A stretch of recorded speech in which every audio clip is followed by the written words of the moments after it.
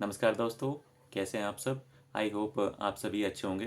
दोस्तों, आज की वीडियो में हम बात करने वाले हैं जब पति और पत्नी के बीच में किसी बात को लेकर झगड़ा हो जाता है। तो दोस्तों, सबसे पहले पत्नी जब अपनी मायके जाती है तो मायके आने के बाद में पति को तरह तरह की धमकी देती है कि मैं तुम्हारे पूरे परिवार को जेल करा दूंगी और तुम्हें जेल करा दूंगी। तो दोस्तों, कभी कभी वो अपने पति के खिलाफ में बहुत से झूठे केस कर देती है। तो दोस्तों, झूठे केस करने का मकसद इतना होता है कि पति के ऊपर प्रेशर बना रहे कि कैसे वो एक मोटी रकम उससे वसूली जा सके। तो झूठे मेंटेनेंस का केस फाइल कर देती है जिसमें एक पति से वो एक मोटी रकम मांगती है। दूसरा, उसमें वो झूठा दहेज का केस कर देती है या कभी कभी झूठे डोमेस्टिक वायलेंस के केस फाइल कर देती है जिसमें वो अपने पति के परिवार वालों के सभी के नाम लिखवा देती है और साथ साथ में जो पति के रिश्तेदार होते हैं उनका नाम बीच में इन्वॉल्व कर देती है दोस्तों। तो मकसद इतना होता है कि पति के ऊपर प्रेशर बनाकर उससे एक अच्छी खासी रकम वसूली जा सके दोस्तों। तो इसमें पति सोचता है कि हम कौन सा केस करें इसमें। पति या तो फिर अपने पत्नी को लाने के लिए सेक्शन 9 के केस फाइल कर देते हैं। सेक्शन 9 के केस फाइल करने के बाद में पति सोचते हैं कि अब हमारा बचाव हो जाएगा और हमें इसमें कोई भी मेंटेनेंस नहीं देना पड़ेगा, ये हमारे ऊपर कोई केस नहीं चलेगा। लेकिन तो दोस्तों, बिल्कुल ऐसा नहीं है। सेक्शन 9 तो बस केवल पत्नी को लाने के लिए होता है और एक थोड़ा डिफेंसिव सूट होता है दोस्तों।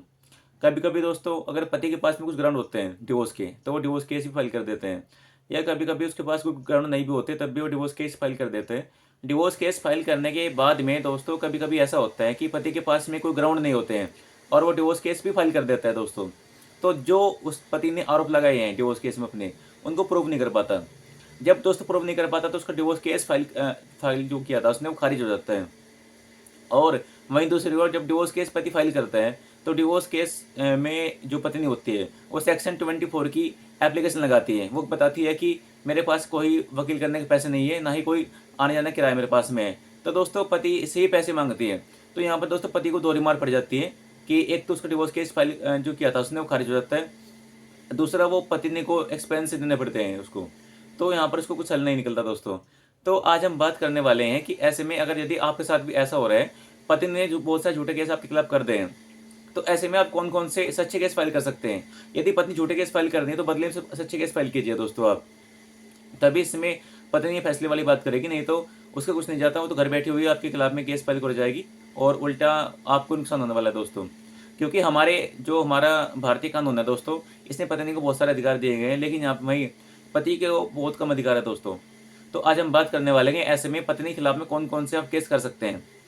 देखो दोस्तों, जब पत्नी से लड़ाई होने के बाद में पत्नी अपने मायके फ़ोन कर देती है तो उसके परिवार वाले उसको लेने के लिए आते हैं। तो कभी कभी ऐसा होता है जब लेने के लिए आते हैं तो पति के घर वाले, सॉरी पत्नी के घर वाले आपके साथ में बदतमीजी करते हैं, आपके साथ लड़ाई झगड़ा करते हैं, आपको धमकी देते हैं। या कभी कभी ऐसा भी होता है जो घर में सामान रखे रहता है, जो पैसे रखे रहते हैं दोस्तों आपके, या कोई जो वैल्यूबल चीज़ रखी रहती है दोस्तों, कोई ज्वेलरी रखी रहती है, तो पत्नी उसको लेके चली जाती है या पत्नी घर वाले उसको लेके चले जाते हैं दोस्तों।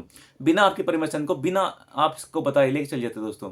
तो ऐसे में आपको करना क्या है, यदि आपके साथ भी ऐसा होता है तो दोस्तों आपको पत्नी के खिलाफ में ये वाले केस करने पड़ेंगे कि हमारे घर में जो सामान रखा था वो उठाकर ले गई है, उल्टा हमारे खिलाफ में धमकी दी है और बदतमीजी करती है, गाली गलौज कर रही है। तो दोस्तों, ये सब आप केस फाइल कर सकते हैं। कभी कभी ऐसा भी होता है पत्नी घर जाने के बाद में घर चली जाती है, उसके बाद में वो आपको फ़ोन पर धमकी देती है कि मुझे फैसले में इतने लाख रुपए चाहिए, इतने पैसे चाहिए मुझे, नहीं तो तुम्हारे पूरे परिवार को जेल करा दूँगी। मतलब कहीं न कहीं ब्लैकमेलिंग करती है, एक्सटॉर्शन करती है वो।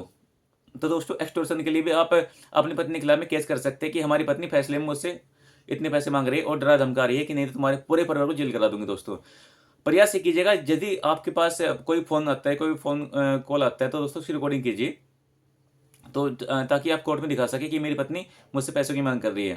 तो ये कर सकते हैं। या कभी-कभी पत्नी अगर आपको फ़ोन पर धमकी देती है, आपकी गाली-गलौज करती है, या पत्नी के परिवार से कोई आपके पास फ़ोन करके आपको धमकाता है, डराता है आपको, तो दोस्तों उसके लिए भी आपको फिर कोर्ट में केस करना पड़ेगा। यदि ये सब कोर्ट में केस आप कर देंगे दोस्तों, तो इससे आपका बचाव हो जाएगा और उल्टा पत्नी के खिलाफ फिर केस चलेगा दोस्तों। तो दोस्तों, प्रयास ये करना है आपको, यदि पत्नी आपके खिलाफ झूठे केस फाइल कर देती है तो सच्चे केस फाइल करिए बदले में उसके। यदि आपके पास कोई एविडेंस होगा तो केस आपके बिल्कुल चलेंगे नहीं और उल्टा पत्नी को ही इसमें फिर परेशानी होगी दोस्तों, क्योंकि उसको कोर्ट में आने के बाद में अपनी बेल करानी पड़ेगी दोस्तों। उसको भी तारीखों पर आना पड़ेगा, उसको भी कोर्ट चक्कर काटने पड़ेंगे दोस्तों। तभी इसमें कुछ हल निकल सकता है दोस्तों, वरना आप सेक्शन 9 के केस करके सोचते हैं कि इससे हमारा बचाव हो जाएगा, तो दोस्तों इसमें कुछ नहीं होने वाला है आपका। तो आप आज की वीडियो कैसी लगी आपको दोस्तों? आशा करता हूँ अच्छी लगी होगी। अगर आपको मेरी ये वीडियो अच्छी लगी तो कृपया मेरे चैनल को सब्सक्राइब कीजिए, वीडियो को लाइक कीजिए। धन्यवाद दोस्तों।